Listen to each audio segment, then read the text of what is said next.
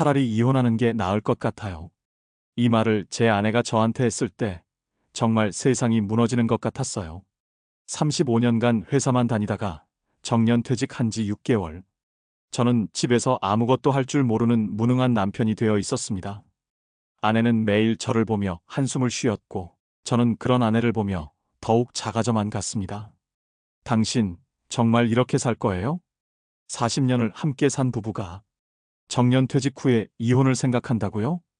이게 말이 됩니까? 하지만 지금 이 순간 저희 부부는 그 어느 때보다 행복해요. 어떻게 이런 일이 가능했을까요? 오늘 제가 들려드릴 이야기는 아마 여러분 집에서도 벌어지고 있는, 아니면 곧 벌어질지도 모르는 너무나 현실적인 이야기입니다. 댓글로 여러분의 경험도 나눠주세요. 1장, 갈등의 시작. 작년 12월, 저는 35년간 다니던 대기업에서 정년퇴직을 했어요. 김 부장에서 그냥 김철수가 된 거죠. 퇴직금도 받고 연금도 나오고 경제적으로는 별 문제 없었습니다. 문제는 시간이었어요. 하루 24시간이 이렇게 길 줄 몰랐거든요. 여보, 점심 뭐 먹지? 오전 10시였어요. 아침 먹은 지 겨우 2시간 만에 저는 또 부엌으로 가서 냉장고 문을 열고 있었습니다. 아까 아침 먹었잖아요. 아내 목소리에 짜증이 묻어 있었어요. 저는 매일 이런 식이었거든요. 아침 7시에 일어나서 TV 켜고 뉴스 보고 커피 마시고 화장실 가고 또 TV 보고 냉장고 뒤지고 낮잠 자고 또 TV 보고 35년 동안 새벽 6시에 일어나서 밤 10시에 집에 오던 제가 갑자기 하루 종일 집에 있으니까 뭘 해야 할지 정말 모르겠더라고요. 아내는 달랐어요. 아침 운동 나가고 장 보러 나가고 친구들 만나고 독서 모임 가고 하루가 바빴습니다. 저는 아내가 나간 사이에 혼자 집에 있으면서 뭘 해야 할지 몰라서 계속 TV만 봤어요. 그런데 이상한 건 TV를 봐도 재미가 없더라고요. 회사 다닐 때는 주말에 TV 보는 게 그렇게 좋았는데. 여보, 나도 독서 모임 따라가면 안 될까? 어느 날 저는 아내한테 이렇게 말했어요. 네, 갑자기 왜요? 그냥 심심해서. 나도 뭔가 해보고 싶어서. 아내 표정이 곤란해지더라고요. 그건 여자들만 모이는 거라서. 그 순간 저는 깨달았어요. 아, 내가 아내한테 부담이 되고 있구나. 정말 결정적인 사건들이 연달아 있었어요. 아내가 독감에 걸려서 며칠 누워 있을 때였거든요. 여보, 미안한데 마트 좀 다녀와 줄래? 리스트 적어둘게. 35년 동안 회사에서 수백 명 직원들 관리하던 제가 마트 하나 못 갈까 봐요. 자신만만하게 나갔죠. 그런데 진짜 충격이었어요. 리스트에 양파 3개라고 적혀 있는데 양파가 어디 있는지 모르겠더라고요. 두부 한 모라고 적혀 있는데 두부 종류가 이렇게 많은 줄 몰랐어요. 1시간 반을 헤매다가 결국 절반도 못 사고 집에 왔습니다. 이것만 샀어요? 아내 목소리에 실망감이 가득했어요. 그리고 며칠 후 더 큰 사건이 터졌어요. 여보, 빨래 좀 돌려놔 줄래? 세탁기에 넣어만 두면 돼. 세탁기 정도야 뭐 어렵겠어요? 버튼 몇 개만 누르면 되는 거 아닌가요? 옷들을 세탁기에 넣고 세제를 넣고, 그런데 세제를 어디에 넣어야 하는지 모르겠더라고요. 3개의 칸이 있는데 어디가 뭐에 쓰는 건지 그냥 대충 다 넣었어요. 그리고 버튼들이 너무 많았어요. 표준, 강력, 울, 헹굼, 탈수. 이게 다 뭔 말인지. 표준이 제일 무난하겠지? 그렇게 생각하고 돌렸는데 1시간 후에 아내가 깨서 세탁기를 열어보더니 비명을 질렀어요. 여보, 이게 뭐예요? 흰 셔츠가 전부 분홍색으로 변해 있었어요. 새로 산 빨간 티셔츠를 함께 넣었거든요. 더 큰 문제는 세제를 너무 많이 넣어서 거품이 넘쳐 흘렀다는 거였어요. 아, 이거 어떡해? 저는 당황해서 이것저것 만지다가 탈수를 또 돌렸는데 그 바람에 옷들이 더 엉망이 되었어요. 아내는 그 모습을 보고 한숨을 푹 쉬더라고요. 35년 동안 빨래 한 번도 안 해봤죠? 그때 정말 부끄러웠어요. 회사에서는 그렇게 능력 있다고 소문났던 제가 집에서는 세탁기 하나 제대로 못 돌리는 무능한 사람이었던 거예요. 갈등은 점점 커져갔어요. 아내가 요리하면 저는 옆에서 이렇게 하는 거야? 라고 물어봤고, 아내가 청소하면 저는 내가 도와줄까? 라고 따라다녔어요. 아내 친구들이 놀러 오면 저도 거실에 앉아 있고 싶었거든요. 혼자 방에 있기가 너무 심심했어요. 여보, 당신 좀 나가면 안 돼요? 아내가 처음으로 이렇게 직접적으로 말했을 때 저는 정말 당황했어요. 나가서 뭘 해? 갈 데도 없는데. 그럼 뭐라도 찾아봐요. 40년을 혼자 살았는데 왜 이제 와서 24시간 붙어 있으려고 해요? 그 말이 제 가슴을 찔렀어요. 40년 혼자 살았다고? 저는 회사에서 일하느라 바빠서 집에 있는 시간이 별로 없었거든요. 아내는 정말 혼자 모든 걸 다 해왔던 거예요. 그런데 제가 퇴직하고 나서는 갑자기 아내 일거수일투족에 관심을 보이고 어디든 따라다니려고 하니까 아내 입장에서는 답답했을 거예요. 그날 밤부터 저희는 각자 다른 방에서 잤어요. 저는 서재에서, 아내는 안방에서. 35년 결혼 생활에서 이런 적은 처음이었어요. 누워서 천장을 바라보며 생각했죠. 내가 뭘 잘못한 걸까? 35년 동안 가족 위해서 열심히 일했는데, 이제 시간이 생겼으니까 아내랑 더 많은 시간을 보내고 싶은 게 잘못인가? 하지만 아내 입장도 이해가 되더라고요. 갑자기 24시간 남편이 집에 있으면서 모든 일에 끼어들려고 하니까 차라리 이혼하는 게 나을 것 같아요. 며칠 후 아내가 조용히 이렇게 말했을 때 정말 세상이 무너지는 것 같았어요. 이장, 서툰 시도와 더 깊은 갈등, 세탁기 사건 이후로 저는 정말 심각하게 고민했어요. 이대로는 안 되겠다. 뭔가 해봐야겠어. 그래서 저는 나름대로 노력해보기 시작했습니다. 하지만 그 노력들이 오히려 더 큰 문제를 만들어버렸어요. 첫 번째 시도는 요리였어요. 4월 15일 아내 생일이었거든요. 35년 결혼 생활 동안 아내 생일상은 항상 아내가 직접 차렸어요. 저는 꽃다발이나 선물만 사다 줬죠. 그런데 올해는 달랐어요. 시간도 많고 뭔가 해주고 싶었거든요. 올해는 내가 생일상을 차리자. 메뉴는 미역국으로 정했어요. 생일에는 미역국이죠. 어머니 생신 때도 항상 미역국을 끓였으니까 어렵지 않을 거라고 생각했어요. 아내가 시장에 간 사이에 몰래 준비를 시작했습니다. 그런데 미역국이 이렇게 어려운 요리인 줄 몰랐어요. 일단 미역을 물에 불려야 하는데 얼마나 불려야 하는지 모르겠더라고요. 30분? 1시간? 그냥 대충 1시간 불렸어요. 그런데 미역이 어마어마하게 불어나더라고요. 작은 그릇에 조금만 넣었는데 큰 볼에 가득 찰 정도로. 이게 정상인가? 당황했지만 계속했어요. 참기름을 두르고 불린 미역을 넣고 볶았는데 참기름을 얼마나 넣어야 하는지 몰라서 너무 많이 넣었나 봐요. 기름이 팬팬 튀더라고요. 그리고 물을 넣는데 미역량에 비해 물을 얼마나 넣어야 할지 눈대충으로 넣었죠. 소금으로 간을 맞춰야 하는데 이것도 처음이니까 얼마나 넣어야 할지 모르겠어서 조금씩 넣어가면서 맛을 봤어요. 그런데 가스불 조절을 잘못해서 계속 넘쳐 흘렀어요. 미역국이 가스레인지 전체로 흘러서 냄새가 나고 연기가 나고 게다가 너무 세게 끓여서 미역이 다 풀어져 버렸어요. 국물은 갈색으로 변하고 짠맛과 기름맛만 나더라고요. 아내가 집에 돌아왔을 때는 부엌이 완전 난장판이었죠. 여보, 이게 뭐예요? 오늘 제 생일인데. 아내 목소리에 실망감이 가득했어요. 생일상을 차리려고 했는데 미역국 끓이는 게 이렇게 어려운 줄 몰랐어. 35년 동안 제가 얼마나 고생했는지 이제 아시겠어요? 그 말이 가슴에 꽂혔어요.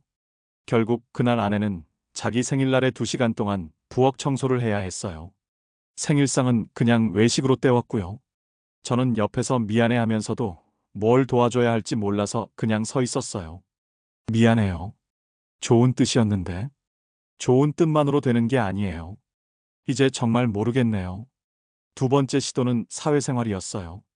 집에만 있지 말고 사람들도 만나보자. 동네 노인정에 가봤어요. 거기 가면 또래분들이 계시니까 친구도 만들고 시간도 보낼 수 있을 거라고 생각했거든요. 그런데 완전 이방인이었어요. 들어가자마자 모든 분들이 저를 쳐다보시더라고요.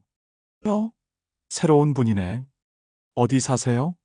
아, 301호에 살고 있습니다. 작년에 퇴직해서 그렇게 인사는 했는데 그 다음이 문제였어요. 어르신들은 화투를 치고 계셨는데 저는 화투를 할 줄 몰랐거든요. 35년 동안 회사에서 술만 마셨지 이런 놀이는 해본 적이 없었어요. 화투할 줄 아세요? 아니요. 잘 모르겠어요. 그럼 장기는? 그것도. 결국 저는 한쪽 구석에 앉아서 그분들이 노시는 걸 구경만 했어요. 30분 정도 있다가 어색해서 그냥 나왔습니다. 35년 동안 뭘 하고 살았나? 집에 돌아오면서 자괴감이 들더라고요. 세 번째 시도는 등산이었어요. 아파트 게시판에 등산 동호회 신규 회원 모집이라는 공고가 붙어 있더라고요. 운동도 하고 사람들도 만나고 일석이조네. 자신 있게 신청했어요. 회사 다닐 때 가끔 등산한 적도 있었거든요. 그런데 첫날부터 난감했어요. 다른 분들은 전문 등산복에 등산화, 등산 스틱까지 완전 무장하고 오셨는데 저는 그냥 운동화에 트레이닝복. 김 선생님, 장비가 좀 아쉽네요. 아, 네. 다음번에 준비해 올게요. 산에 올라가는데 다른 분들은 성큼성큼 잘 올라가시는데 저는 10분만 걸어도 숨이 차더라고요. 김 선생님, 괜찮으세요? 얼굴이 빨개지셨는데. 괜찮습니다. 조금만 쉬면. 결국 중간에 포기하고 먼저 내려왔어요. 다른 분들한테 폐를 끼치고 싶지 않았거든요. 그날 이후로는 다시 가지 않았어요. 뭔가 저한테는 맞지 않는 것 같더라고요. 정말 결정적인 사건은 아내 친구분들이 집에 놀러 왔을 때였어요. 평소 같으면 저는 방에 들어가 있었을 텐데 그날은 욕심이 났어요. 나도 사람들이랑 대화하고 싶다. 거실에 나가서 아내 친구분들과 인사를 나눴어요. 어머, 남편분 퇴직하셨다면서요? 요즘 뭐 하고 지내세요? 이 질문이 제일 어려웠어요. 뭐 하고 지내냐고요? 매일 TV 보고, 낮잠 자고, 냉장고 뒤지고. 이렇게 말할 수는 없잖아요. 아, 그냥 집에서 쉬고 있어요. 아이고, 부럽다. 우리 남편은 아직 일하느라 바빠 죽겠어요. 그 말을 들으니까 더 위축되더라고요. 아내 친구들은 계속 아내 이야기를 했어요. 독서 모임에서 있었던 일, 요가 수업에서 만난 사람들, 여행 계획. 저는 그 대화에 끼어들 얘기가 하나도 없었어요. 1시간쯤 있다가 결국 방으로 들어갔습니다. 나중에 친구들이 가고 난 후에 아내가 말하더라고요. 여보, 다음번에는 그냥 방에 계세요. 좀 어색해서. 그 말이 제 가슴을 찔렀어요. 그런 일들이 반복되면서 저희 부부의 갈등은 점점 깊어졌어요. 저는 뭘 해도 서투르고 오히려 아내한테 부담만 주는 것 같았거든요. 당신, 정말 회사 밖에서는 아무것도 할 줄 모르는군요. 아내의 이 말이 제일 아팠어요. 35년 동안 가족 위해서 일한 것도 인정 안 해? 인정해요. 근데 이제 그 시간은 끝났잖아요. 지금은 어떻게 살 건데요? 할 말이 없었어요. 정말 저는 회사 밖에서는 아무것도 할 줄 모르는 사람이었거든요. 그때부터 저희는 정말 각자 다른 삶을 살기 시작했어요. 아내는 아침 일찍 나가서 저녁 늦게 들어오고 저는 혼자 집에서 시간을 보내고 대화도 거의 없었어요. 밥 먹어요. 네. 이 정도가 전부였죠. 저는 점점 우울해졌어요. 이게 정년퇴직 후의 삶인가? 이게 내가 꿈꿔왔던 노후인가? 차라리 계속 일하는 게 나았을 텐데. 그런 생각이 계속 들었어요. 어느 날 밤 아내와 마주 앉아서 진짜 심각한 대화를 했어요. 여보, 우리 이혼하는 게 어떨까요? 아내가 조용히 이렇게 말했을 때 정말 세상이 무너지는 것 같았어요. 갑자기 왜 그런 소리를? 갑자기가 아니에요. 몇 달째 생각하고 있었어요. 내가 뭘 잘못했다고. 잘못한 게 아니라 우리가 너무 달라졌어요. 당신은 당신대로, 저는 저대로 살고 싶어요. 그날 밤 저는 정말 한잠도 못 잤어요. 40년을 함께 산 아내가 이혼을 이야기한다고요? 제가 그렇게 형편없는 남편이었나요? 그런데 바로 다음 날 정말 예상치 못한 일이 일어났어요. 제 인생에서 가장 무서웠던 순간이었죠. 3장 터닝 포인트. 응급실에서 찾은 진심. 이혼 이야기 이후 저희 집 분위기는 정말 최악이었어요. 서로 말도 안 하고 각자 다른 방에서 자고 정말 한 지붕 아래 사는 남남 같았죠. 그런데 바로 다음 날 제 인생에서 가장 무서웠던 일이 일어났어요. 그날 아침 저는 평소처럼 거실에서 뉴스를 보고 있었어요. 아내는 일찍 나가서 집에 없었고요. 오전 10시쯤이었나? 갑자기 가슴이 답답하더라고요. 처음에는 체했나? 이렇게 생각했어요. 어제 저녁을 제대로 못 먹어서 그런가 보다 싶었거든요. 그런데 점점 심해지더라고요. 가슴이 조이는 것 같고 숨쉬기가 힘들고 이상하다. 이게 뭐지? 일어나려고 했는데 어지러웠어요. 식은땀이 나면서 온몸에 힘이 빠지더라고요. 혼자 집에 있으니까 정말 무서웠어요. 혹시 심장마비인가? 뇌졸중인가? 이런 생각이 머릿속을 스쳐 지나갔죠. 떨리는 손으로 아내한테 전화를 걸었어요. 여보, 나 지금 상태가 이상해. 가슴이 너무 아파서. 뭐라고요? 어디가 어떻게 아픈데요? 아내 목소리에 당황한 기색이 역력했어요. 가슴이 조이는 것 같고 숨쉬기가 힘들어. 어지럽고. 지금 집에 있어요? 혼자? 응, 나 혼자 있어. 움직이지 말고 기다려요. 지금 바로 갈게요. 전화를 끊고 나서 저는 소파에 누워서 아내를 기다렸어요. 그런데 시간이 갈수록 더 심해지더라고요. 진짜 죽는 건 아니겠지?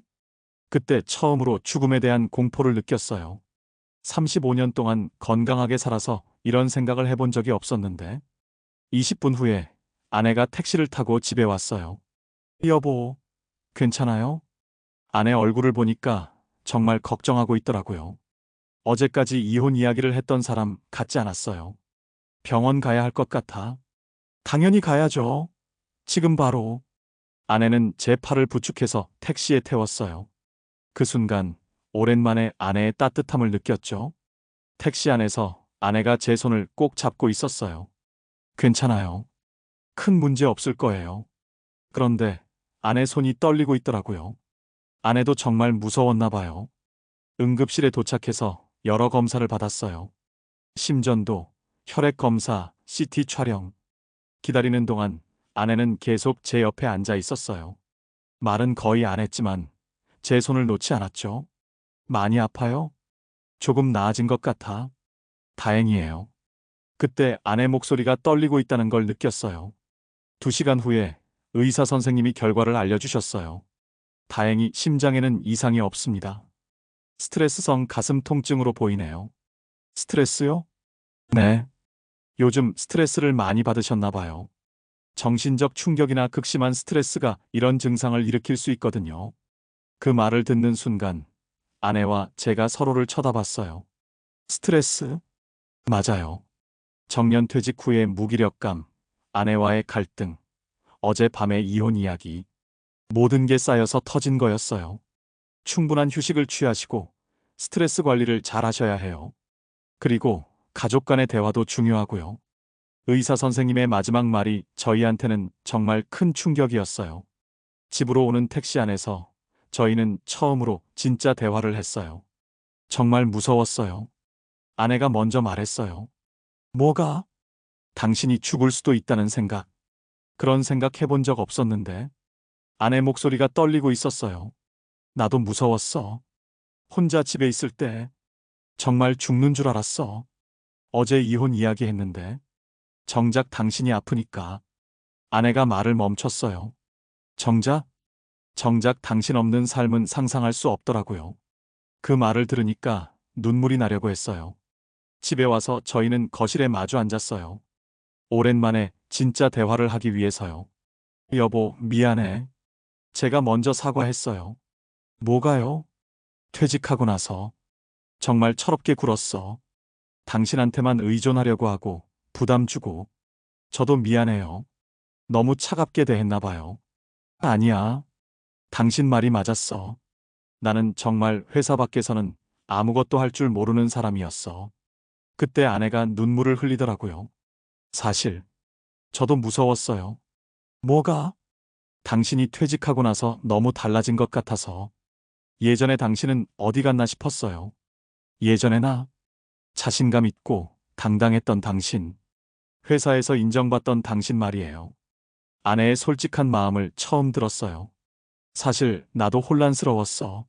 35년 동안 김 부장이었는데 갑자기 그냥 김철수가 되니까 정체성의 혼란이었겠네요. 맞아. 나는 누구인가? 이제 뭘 해야 하나? 매일 이런 생각만 했어. 그래서 저한테 매달렸던 거구나. 응.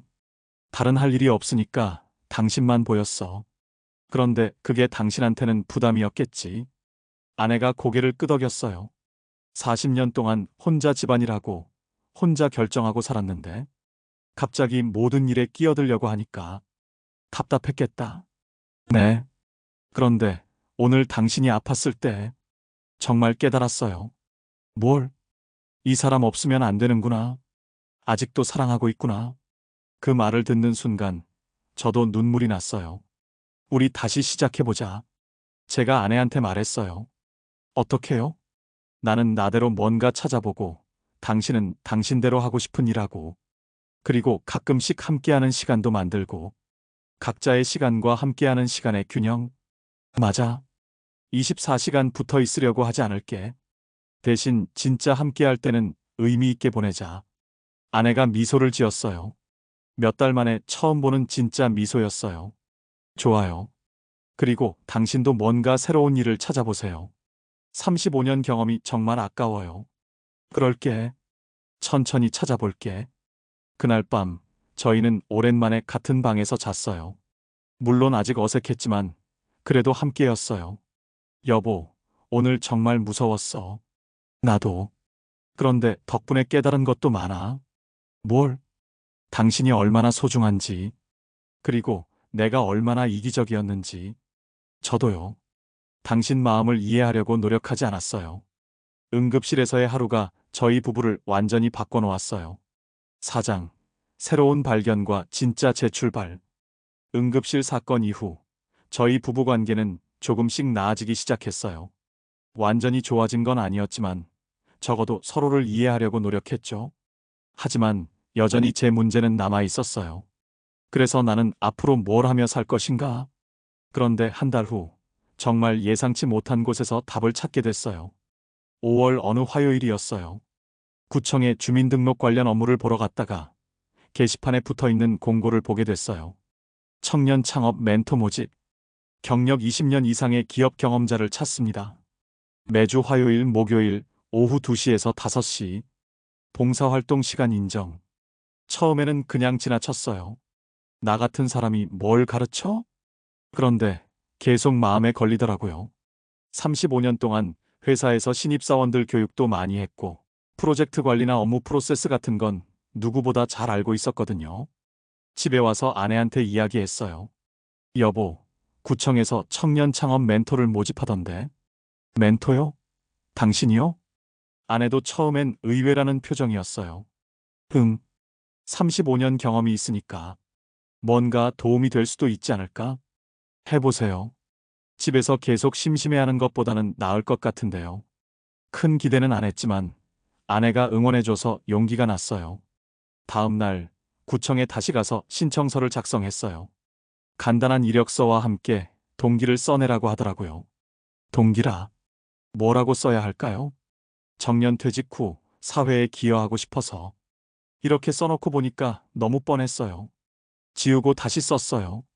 35년간 쌓아온 경험이 젊은 창업자들에게 조금이라도 도움이 되었으면 합니다. 일주일 후에 연락이 왔어요. 간단한 면접을 보자고 하더라고요. 면접 날 정말 오랜만에 정장을 입었어요. 회사 다닐 때 입던 네이비 정장. 거울을 보니까 예전에 김 부장 같더라고요. 왠지 자신감이 생겼어요. 구청 창업지원센터에 가서 면접을 봤는데 면접관이 30대 젊은 공무원이더라고요. 멘토링 경험이 있으시나요? 회사에서 신입사원 교육을 15년 정도 담당했습니다. 어떤 식으로 멘토링을 하실 생각이세요? 젊은 분들의 열정과 아이디어는 정말 훌륭할 거라고 생각해요. 다만 실무적인 부분이나 현실적인 조언이 필요할 때 도움을 드리고 싶습니다.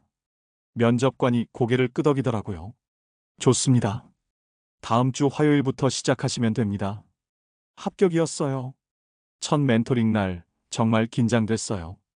20대, 30대 창업자들과 대화가 될까? 창업지원센터에 가니까 4명의 젊은 창업자들이 기다리고 있었어요. 안녕하세요. 김철수입니다. 앞으로 잘 부탁드립니다. 다들 어색하게 인사를 나눴어요.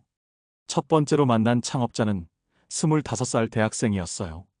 배달앱 사업을 준비하고 있다고 하더라고요. 아이디어는 좋은데 실제로 어떻게 시작해야 할지 모르겠어요. 저는 회사에서 새로운 시스템 도입할 때의 경험을 이야기해 줬어요. 사업 계획서를 단계별로 나눠서 작성해 보세요. 1단계, 2단계, 3단계. 이렇게 나누면 뭘 먼저 해야 할지 보일 거예요. 아, 그런 방법이 있네요. 젊은 친구가 눈을 반짝이며 메모를 하더라고요. 그 순간 느꼈어요. 아, 내 경험이 정말 도움이 되는구나. 두 번째 창업자는 카페를 열고 싶어 하는 28살 청년이었어요. 자금 관리에 대해 고민이 많더라고요. 초기 자금을 어떻게 관리해야 할지 모르겠어요. 돈이 어디로 나가는지. 저는 회사에서 예산 관리했던 경험을 이야기해 줬어요. 가계부처럼 항목별로 나눠서 기록해 보세요. 임대료, 재료비, 인건비. 이렇게 카테고리를 만들고 매일 기록하면 돈의 흐름이 보여요. 우와, 이런 방법이 있었네요. 왜 생각 못 했을까요? 저도 처음에는 몰랐어요. 35년 동안 시행착오를 겪으면서 배운 거죠. 그렇게 한 명씩 상담을 하다 보니까 시간이 금세 지나갔어요. 첫 멘토링을 마치고 집에 돌아왔는데 기분이 정말 좋았어요. 오랜만에 누군가에게 도움이 되는 일을 했다는 느낌이었거든요. 여보, 멘토링 어땠어요? 아내가 관심 있게 물어봤어요. 생각보다 괜찮았어. 젊은 친구들이 내 이야기를 진지하게 들어주더라고. 다행이네요. 어떤 이야기를 해줬는데요? 그날 있었던 일들을 아내한테 자세히 이야기했어요. 오랜만에 할 말이 많았거든요. 당신이 그런 조언을 해줄 수 있구나. 몰랐네요. 아내가 감탄하듯 말했어요. 나도 몰랐어. 35년 동안 배운 게 이렇게 유용할 줄은. 두 번째, 세 번째 멘토링을 하면서 재미있는 일들이 많이 생겼어요. 젊은 친구들이 저한테 SNS 마케팅에 대해 설명해 주더라고요. 인스타그램, 틱톡, 유튜브. 저는 전혀 모르는 세계였거든요. 김 멘토님도 인스타그램 해보세요. 요즘은 개인 브랜딩이 중요해요. 개인 브랜딩? 자기 자신을 하나의 브랜드처럼 만드는 거예요. 멘토님의 35년 경험도 훌륭한 브랜드가 될 수 있어요. 신기했어요. 이런 생각을 해본 적이 없었거든요. 저도 젊은 친구들한테 배우는 게 많았어요. 일방적으로 가르치는 게 아니라 서로 배우고 가르치는 관계였죠. 3개월 정도 멘토링을 하니까 담당 공무원이 저한테 말하더라고요. 김 멘토님, 창업자들 반응이 정말 좋아요. 실무적인 조언을 많이 해주신다고 하더라고요. 그래요? 네. 특히 김 멘토님이 담당하신 창업자 중에 실제로 사업을 시작한 분이 3명이나 돼요. 정말 뿌듯했어요. 제 조언을 듣고 실제로 창업을 한 젊은 친구들이 있다니. 그중 한 명이 카페를 연 28살 청년이었는데 오픈날 저한테 연락이 왔어요. 멘토님, 덕분에 카페 오픈했어요. 꼭 한번 놀러 오세요. 아내와 함께 그 카페에 갔는데 젊은 사장이 정말 반가워하더라고요.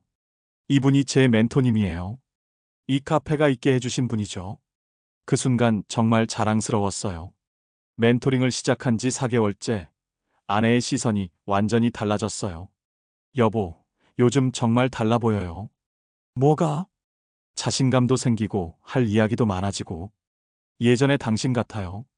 예전에 나 회사 다닐 때처럼 당당하고 멋있어요. 그 말을 들으니까 정말 기뻤어요. 저녁 시간이 달라졌어요.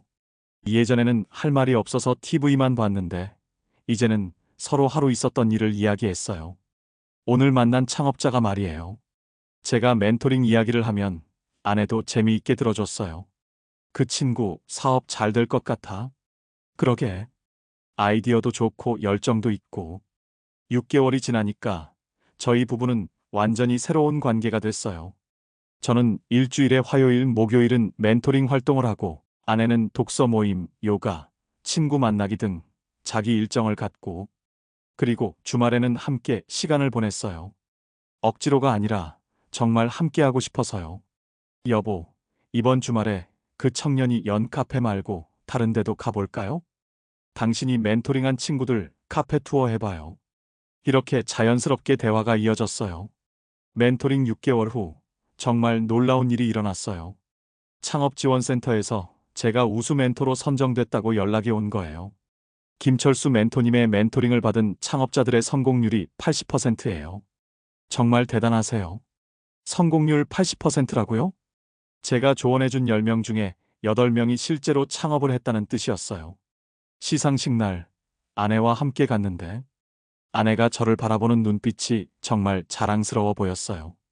축하합니다, 김철수 멘토님. 젊은 창업자들이 축하해주고 공무원들도 인사하고.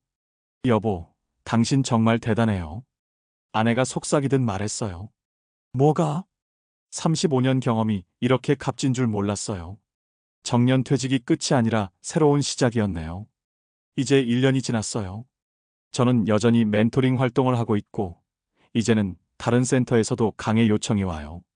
35년 직장 생활의 지혜라는 제목으로 강의도 하게 됐어요. 아내는 아내대로 새로운 취미를 시작했어요. 서예를 배우기 시작했거든요. 여보, 오늘 서예 작품 한번 봐주세요. 와, 정말 잘 썼네. 나도 배워볼까? 같이 배워요. 부부 서예반이 있대요. 이제 저희는 각자의 시간도 갖고 함께하는 시간도 가져요. 억지가 아니라 자연스럽게요. 어제 아내가 그러더라고요. 여보, 작년 이맘때 생각나요? 응급실 갔던 날? 네. 그때는 정말 끝인 줄 알았는데. 이혼까지 생각했으니까. 근데 지금 보니까 그때가 진짜 시작이었네요. 맞아요. 정년 퇴직이 끝이 아니라 새로운 시작이었고, 위기가 기회였고, 갈등이 오히려 더 깊은 이해로 이어졌어요. 60년을 살아봐야 아는 사랑의 의미가 있는 것 같아. 아내가 말했어요. 뭐가? 젊을 때는 열정적으로 사랑하고, 중년에는 책임감으로 사랑하고, 이제는 이해하며 사랑하는 것 같아요. 이해하며 사랑하기? 서로 다른 것을 인정하고, 각자의 시간을 존중하면서도 여전히 함께하고 싶어 하는 마음? 정말 그런 것 같아요. 그때 저는 아내한테 정말 하고 싶었던 말을 했어요. 여보, 그동안 정말 고생 많았어. 갑자기 왜요? 40년 동안 나는 회사 일만 하면 된다고 생각했는데 당신은 집안일, 아이들 키우기, 가게 관리 정말 혼자서 다 했잖아. 아내가 조용히 들어주었어요.